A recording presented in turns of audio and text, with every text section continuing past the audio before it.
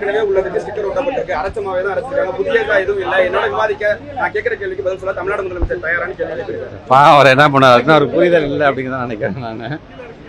சரி, ஒரு ஆட்சி மாற்றம் ஏற்பட்டதுக்கு பிறகு நம்ம வந்து ஒரு மிகப்பெரிய ஒரு அடித்தளத்தை உருவாக்கிட்டோம். அதனுடைய ஒரு மிகப்பெரிய ஒரு அறிவு விழா தான் நேற்று நம்முடைய மாண்பு தமிழ்நாட்டு முதலமைச்சருடைய தலைமையில் நடந்த ஏறதால் ஒரே ஒரு கல்வியாண்டில் மட்டும் 901 பிள்ளைங்க வந்து உயர்கல்வி நிறுவனங்களில் 12th முடிச்சதுக்கு மட்டும் ஏதோ ஒரு கல்லூரி அப்படின்ட்டு இல்லாமல் அந்தந்த மாவட்டத்தில் அந்தந்த மாநிலத்தில் எதெல்லாம் உயர்ந்த நிறுவனமாக கல்வி நிறுவனமாக கருதப்படுகின்றதோ அதில் ஒரு கல்வியாண்டு நான் சொல்கிறேன். ஆனால் ஆட்சி மாற்றம் ஏற்படுது 1800 பேரை நம்ம சேர்த்துருக்கோம். ஏன் இங்கே இருக்கக்கூடிய பத்திரிகை துறை ஊடகத்துறை சார்ந்த நண்பர்கள் வந்து எல்லாமே இருமொழி கொள்கையில் படிச்சுட்டு தான் ஒவ்வொருத்தரும் ஒவ்வொரு ப்ரொஃபஷனில் நம்ம இருந்துட்டு இருக்கோம். நாம் ஸோ தமிழ்நாட்டோட முதலமைச்சரை பொறுத்த வரைக்கும் நாம் இருமொழி கொள்கையில் தான் உறுதியாக இருக்கிறோம் அப்படிங்கிறத சொல்லிட்டாங்க. அடுத்தது மனப்பாடம் பண்ணிட்டு போய் நம்ம பாடம் பரிசு எழுதுறதை காட்டிலும் புரிதலோடு இருக்க வேண்டும் என்று தமிழ்நாடு முதலமைச்சர் சொல்லியிருக்காரு. மற்றொன்று அறிவியல் சார்ந்து நம்முடைய பிள்ளைங்க சிந்திக்க வேண்டும் என்று நமக்கு என்னென்னலாம் தேவையோ அதை முழுமையாக நம்ம சொல்லியிருக்கிறோம். பிள்ளைகளுக்கு மன உளைச்சல் இல்லாமல் இருக்க வேண்டும் என்பதற்காக அந்த கற்றலும் கற்பித்தலும் மகிழ்ச்சியாக இருக்க வேண்டும் என்பதற்காக 11ஆம் வகுப்பில் இருக்கிற அந்த பொதுத் தேர்வையும் இப்போ நம்ம வந்து ரத்து செஞ்சுருக்கோம். ஸோ இப்படி நம்ம ஒவ்வொன்றையும் பார்த்து நம்ம செய்யும் பொழுது அது சார்ந்து அவங்களால டிபேட்டுக்கு வர முடியாமல் இதான் நானும் கருத்து சொல்லுகிறேன் என்கிற விதத்தில் அவர்கள் சொல்வது வந்து சரியாகவும் இருக்காது, முறையாகவும் இருக்காது. இன்னொன்று வந்து என்னென்னா, இன்றைக்கி நம்மை பொறுத்த வரைக்கும் அரசியல் ரீதியாக கண்மூடித்தனமாக நாம் வந்து எதையுமே நம்ம எதிர்க்கவில்லை. எதெல்லாம் நம்முடைய பிள்ளைகளுக்கு தேவை என்பதை நாம் உறுதியாக நாம் நம்பக்கூடிய நம்ம நல்லதை நம்ம எடுத்துக்கிறோம்.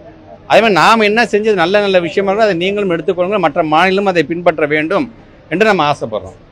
எங்களுக்கு இருமொழி கொள்கை போதுங்க, மும்மொழி கொள்கை வேணான்னு சொன்னால் இல்லை நீ அதை பண்ணாதான் உனக்கு பணம் தருவேன் அப்படிங்கிறது எப்படி இருக்கிறது?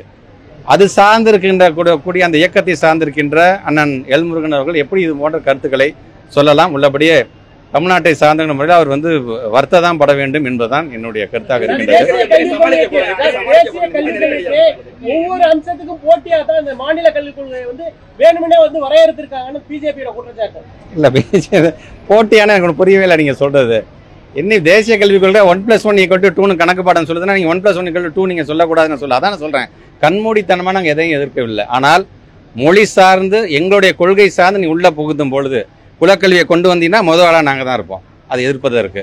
அதே போன்று நீங்கள் வந்து மும்மொழி கொள்கைன்னு கொண்டு வந்தீங்கன்னா அதை எதிர்ப்பதற்கு நாங்கள் தான் முதல் ஆளாக இருப்போம். நாங்கள் 3ஆம் வகுப்பு 5ஆம் வகுப்பு 8ஆம் வகுப்பில் அந்த பிள்ளைங்க பரீட்சை எழுதிட்டோம், ஃபெயில் ஆனால் திரும்பி 3ஆம் வகுப்பே படிக்கட்டுமே என்று சொன்னீங்கன்னா அது ட்ராப் அவுட் ரேஷியோ அதிகப்படுத்தும். அதனால தான் இன்றைக்கி ஆர்டி ஆக்ட் பற்றி 1ஆவதுலேருந்து 8ஆவது வரைக்கும் ஆல் பாஸ் என்று சொன்னால் சும்மா அந்த பிள்ளைங்க பாஸ் பண்ணிட்டு போயிடக்கூடாது, படிக்காமல் கொள்ளாமல் அதிலும் தரம் இருக்க வேண்டும் என்பதற்காகத்தான் இன்றைக்கி சர்வே பண்ணி இன்றைக்கி அந்த குழந்தைங்களுக்கு 3ஆம் வகுப்பில் கற்றுக்க வேண்டியதை கற்றுக்கிட்டு தான் 4ஆவது வகுப்பு போகுதா அப்படிங்கிறத முதற்கொண்டு இன்றைக்கி நம்ம வந்து ஃபுல்லாக நம்ம பார்த்துருக்கோம். நம்ம ஸோ அதெல்லாம் இல்லாமல் அவங்க இஷ்டத்துக்கு இல்லை 3ல் ஃபெயில் ஆகிட்டு போட்டோம், 5ல் ஃபெயில் ஆகிட்டு போட்டோம், அதுக்கு தான் கல்வியை குலக்கல்வி இருக்குது என்று சொல்லும் பொழுது அதெல்லாம் நம்ம எதிர்க்கிறோம். இதே ஒட்டுமொத்தமாக அறிவு சார்ந்த உலகம் இது முழுமையாக உணர்ந்த காரணத்தினால தான் எஸ்சிபியை பொறுத்த வரைக்கும் நேற்று எல்லா தலைவரும் இன்றைக்கி வந்து பாராட்டுகிறார்கள். பிஜேபி கிட்ட அந்த பாராட்டை நம்ம எதிர்பார்க்க முடியாதான். இருந்தாலும் மாணவருடைய நலன் சார்ந்து தயவு செஞ்சு சிந்தித்து பார்த்து உங்களோட கமெண்ட்டை கொடுங்க அப்படின்னு நான் கேட்டேன்.